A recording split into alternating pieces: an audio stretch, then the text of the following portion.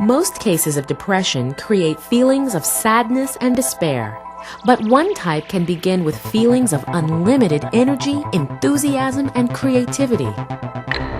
30 years ago, Dennis Hagler, a Peace Corps volunteer stationed in Malaysia, started feeling better than well. He felt inspired. I went from feeling very good, feeling very productive, to feeling I thought I had to be God. Dennis was suffering from a condition called Bipolar Disorder, also known as manic depression. I had a great future in front of me. I never thought in a million years that I was basically harboring a gene that would cause mental illness for the rest of my life. You wouldn't know it on the street, what these people are coping with. And yet, when things crash, they crash.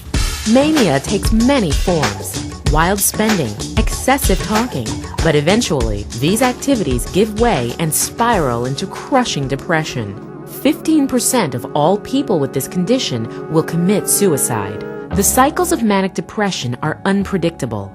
Phases of mania can last for weeks. Depressive episodes can stretch for months or years. A naturally occurring salt called lithium is the first line of treatment. It is not an SSRI, but it does smooth out the highs and lows. Unfortunately, lithium didn't help Dennis, and a long period of trial and error with different drugs began. The isolation is enormous.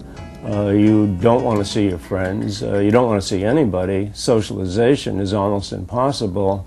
So isolation, I think, is one of the main problems with depression. As Dennis struggled with his condition, a new form of therapy emerged. Support groups. You're not acting like a normal person.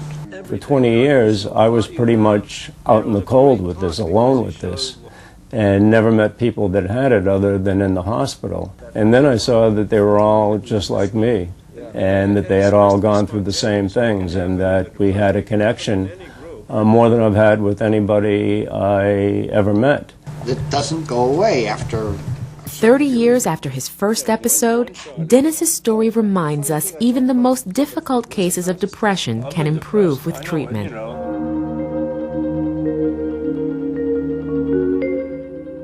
A great challenge facing scientists is finding ways to see depression in the human body. It's no easy task. The brain is an organ that's locked in a solid box. An X-ray of the head basically shows you bone. But now, advances in medical imaging are allowing researchers to see past the skull and into the brain.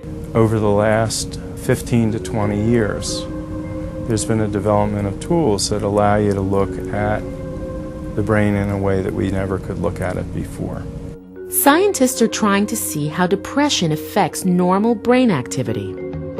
If somebody is at risk for the disorder or is actually living through it, certain parts of the brain are probably not working the way they would in someone who's not experiencing depression. Understanding how brains manage moods and emotions is the first step to seeing depression. To see depression in the brain, they start with an MRI scan. It provides an X-ray-like image of the brain's interior. This is the orbitofrontal lobe, an area scientists believe controls moods and emotions. Researchers can't see depression in these pictures. They extract data from the images to create graphs which illustrate what chemicals are present and active in the human brain. Results are preliminary, but one substance, choline, which is essential for the production of cell membranes, has been found in abnormally high levels in depressed teenagers. Scientists hope this discovery will lead to the Holy Grail: improved diagnosis and treatment before the disease strikes. The hope is that you can actually get in there and correct the functioning of cells that aren't functioning.